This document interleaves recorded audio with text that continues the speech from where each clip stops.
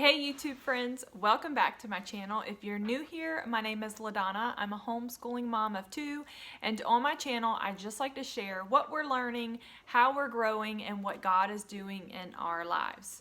Now, today I had every intention of doing a update on our Enrichment Fridays. However, I thought it would just be best to share an update. This is not a mid-year update. I kind of already did that, but I wanted to talk about how we're doing since we have started back school for the 2022 school year. Now, we took about a 3-week break for the Christmas holidays, and we started back the first week of January, but we actually started on a Wednesday, and it was just kind of a light week. But that first week back, we started back full force with everything, our core curriculum and all of our extras, and that's what I want to talk about today. And I also just kind of want to chat. Can it just be kind of a chatty thing? I might do this a lot because I just got my hair cut and I tried to fix it, and it's just kind of drama right now, so don't let it distract you. Anyway, I just kind of want to give an update, and I just kind of want to chat, and I want to tell you where I am currently, where my mind has been, what I have been researching on Google. You would not be surprised if you could look at my Google history, but I just kind of want to chat. Can we chat? I promise that the enrichment update is coming. I just kind of felt like I needed to share this and kind of get some things off my chest. So let's just jump in. I kind of made another short list, but basically, like I said earlier, we started back school after the Christmas break. Those first 3 days were light, but that first full week back, y'all, it was tough. I have to say it was probably one of our hardest weeks trying to get back into our rhythm of school. I'm really not sure why. I don't know if it was just from all of the traveling and everything we experienced over the holiday season and preparing for the holiday season. I'm not really sure, but it was hard. That week was really, really hard, and it took us a little bit to find our groove, but thankfully we did. So, for the most part, as far as curriculum, they are where I would like for them to be. I think we're only 2 weeks behind in science. We're about 3 weeks behind in our geography, but I think I have enough time in our school year to work with what we have left. We are not year-round homeschoolers. We love a summer break, and also just because of ministry, we just don't have time. Now, I try to have some math things and reading things for them to do, but for the most part, we just take a break. Now, I did last summer continue with reading aloud. I think I am going to continue that this summer just because that is a special time for us, but that is where we are. We did have a big snowstorm recently come in, and typically we school for about 5 hours a day, but I lightened their load and we only schooled for about 3 hours a day, and it worked out. They still had plenty of time to go outside and enjoy everything, and it was also just kind of nice to sleep in a little bit later than what we typically do. I don't know, there's just something about a snowstorm that brings a calm, and I wanted that calm to affect our homeschool days as well. So that's kind of the update. Since our start back and since the snowstorm, we have found our groove. I have also been super excited to see both of my children realize that there are certain pieces of their curriculum that they are finishing faster than scheduled. So it's really fun to see that excitement because they're like, wait, I only have this much time left and we can be done, and that's going to shorten our day. So that has been really exciting for me to see them connecting the dots. Also, they're getting really excited about science. We I think we only have like 6 units left, maybe 5 in the human body, and then we get to study the world of animals, and I'm so glad I saved that for last because they are really excited about it.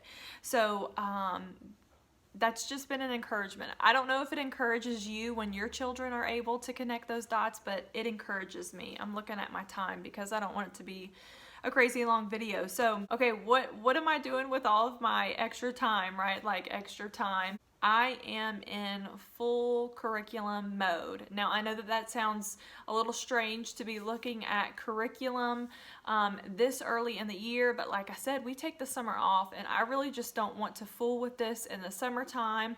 I like to have it done and planned so that when I start ordering things, I don't have to think about anything. So that's kind of where I've been. I've just been praying about the upcoming school year. I've been researching a lot of curriculum. For those of you who don't know, my son is a 6th grader, so he will be a 7th grader. He will be an official middle schooler next year, and then my daughter, she's a 4th grader. She will be a 5th grader. So again, I don't like to label 5th grade as middle school. I just like to call it, I like to call 5th and 6th grade upper elementary, and not middle school. So there's not going to be a whole lot changing with her, but with my son, there are going to be some changes. I've already shared that we are no longer going to make history and science a family subject. You know, when we started homeschooling, we did them individually, and then this year I changed them to group subjects. Well, that has not worked for us. And some of you know exactly what I'm talking about in regards to it not working when you have two completely different students who have two completely different learning styles. So I feel like it has hindered more than it has helped. I've tried really hard to make it work, but I've realized that that just may be something I need to let go and accept. And just because history and science doesn't work for us as a group subject, other things can work. So I've really been praying about that, trying to figure out what that looks like for the upcoming school year. What am I focusing on as far as curriculum? You know, I don't want to talk about you know, what I've learned when it comes to purchasing curriculum or picking curriculum. I have a separate video all about that. I'll link that down in the comments. But what I want you to know, I don't have my list in front of me. I didn't grab it. I wrote it out and I've changed it seriously 20 times. Like, it's so thick with whiteout. And I've even broken one of my little whiteout whatever they are, because I've changed so much, and that's what I like about planning. I can write it out, look at it, pray about it, do some more research, and then go back and make changes as needed. And I've done that for both of my children. So what are some of the changes that I have made as I've planned? Well, we will be entering our 3rd year of homeschool, and I just feel so much freedom to follow the areas that I really want to follow when it comes to my children's needs. So I've been sensitive to that. You know, there's a part of me that feels like things have to look a certain way, and I think because we live in a state where I'm required to log hours, the only way I can get those hours is if, you know, history looks like this or math looks like this. Well, I'm just coming to a place of, hey, you know what, we can still pursue this path and get those hours. You know, there's more than one way to do something, and I am stepping into that, and I'm really excited about that because I think that that's going to usher in more peace for everyone, and I think it's going to make things more exciting for my children, and that's really what I want to do. So I'm just looking at the changes that I need to make that are going to benefit them, and also how is it going to fit into the overall vision for our school year. Obviously, I want to make sure that I am homeschooling legally, that I am, you know, following laws and regulations, but also I want to tailor the subjects to my children's needs and to their interests and to their learning styles. So I'm trying really hard to do that. And then obviously being sensitive to what's expected for middle school, you know, the changes that come with that, the responsibilities that come with that. So that's where I am. That's definitely affected several things for my son, some in ways that I didn't think that it would. And I've been quite surprised with just the openness the Lord has given me. I thought I would be more rigid in some areas, but I haven't been. Now, I've made quite a few changes since I've started the planning process, but it's been really neat for me to just let the Lord lead like that. I don't know if that's clear, and I don't know if that resonates with anybody, but I'm not forcing anything. I'm just doing the research that I need to do. What is expected in regards to these subjects? What are going to be most beneficial? What's going to lay that foundation for the next year? And which curriculums are going to benefit him the most? So I hope that that kind of clarifies that, but that's kind of been my mindset. And then also too, what has kind of been a little surprising, and it's part of the purpose of this video, but it's no surprise to any of you if you've been around here. You know that we love BJU Press, and specifically BJU Press English. I've used BJU Press from the beginning.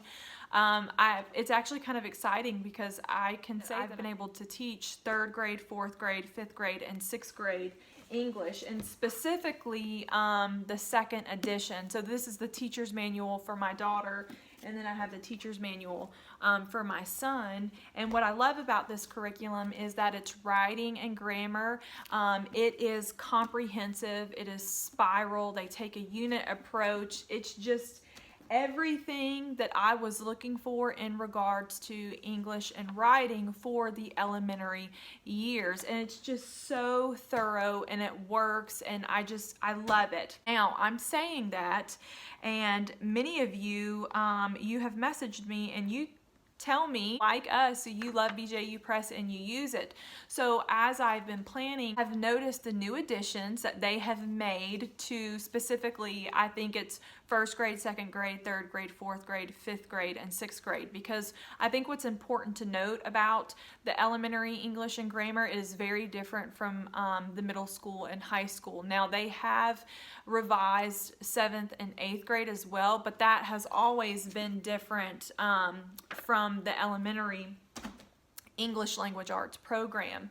Anyway, back to this program, they have revised, like I said, almost all of the elementary except for 4th grade, 5th grade, and 6th grade. I think those additions will be coming out very soon, or maybe it's just 5th and 6th grade. I can't quite remember. So I've done a little bit of investigating. Now my son, who will be a 7th grader, he will not be using BJU Press in 7th grade. So look, here's a little bit of a sneak peek to his curriculum. We are going to be going in a different direction that I think is necessary for him at this age. Now my daughter, our plan is to stick with it.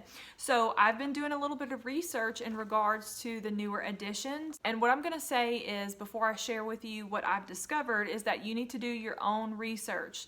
There is a difference between the 2nd edition and this newest edition, that's the 3rd edition that is coming out. You need to do your own research, and you need to even contact the company if that's best for you. I have not personally spoken to anyone on the phone.